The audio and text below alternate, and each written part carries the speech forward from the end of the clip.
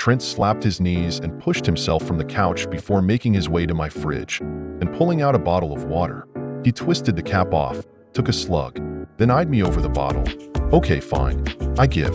What's so special about this one, besides the steel trap of a pussy?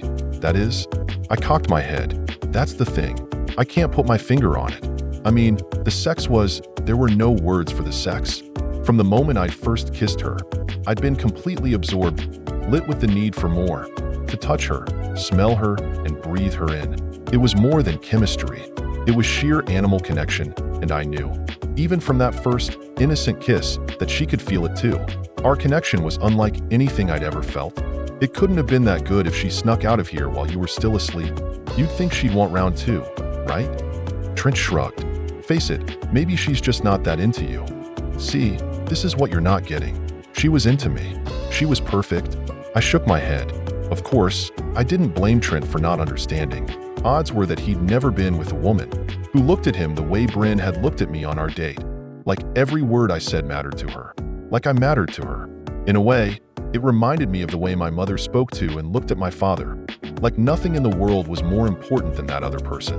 And that connection had been only the starting point. It stretched even further when I'd kissed her. Like the push and pull between our bodies was one we'd done a million times before, but was still exciting and new. She'd shivered when I touched her, and when I turned her around to unzip her dress. Exactly. She was perfect. That's why she wasn't interested in you. Trent grinned, and I chucked a pillow at his stupid face. But seriously, dude, he pressed on. What are you going to do? Just wait for her to knock on your door. You've already looked everywhere. It's time to give it a rest and try again. There are plenty of fish in the sea. And seriously, I've never seen you like this, and you're starting to freak me out. He rejoined me on the couch, and I glanced at the TV for a second, thinking over his words. It was true. When it came to women, I had, well, a history would probably be the most polite way to put it. But that wasn't technically my fault either. I was raised with one belief, taught to me by my parents and reinforced by their actions toward each other. When you found the right person, you knew. With that one right person, all the trials and tribulations of life became easier. And me? I wasn't going to stop until I'd found Mrs. Right. I'd experimented. A lot. If you'd had sex like this with a woman like this, you would be acting the same way, I said, fully confident in my words. At this point, I'm starting to think her vagina was made of solid gold, Trent said. What did she do? Blow bubbles out the damn thing? I laughed. It was good, man. Best sex of my life.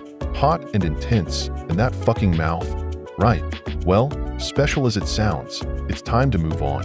Got it? Trent took another sip of his water, and I nodded, though it was purely in the interest of placating him. In truth, I didn't think there was a damn thing in the world that could make me stop looking for the mysterious Bryn.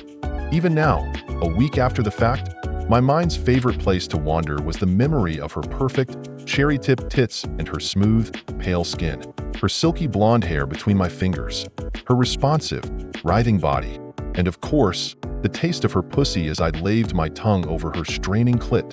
At this point, even her name was enough to get me hard as a rock. But it wasn't enough. None of it was. Because I was going to find Bryn. And when I did, I was sure as shit going to make her mine.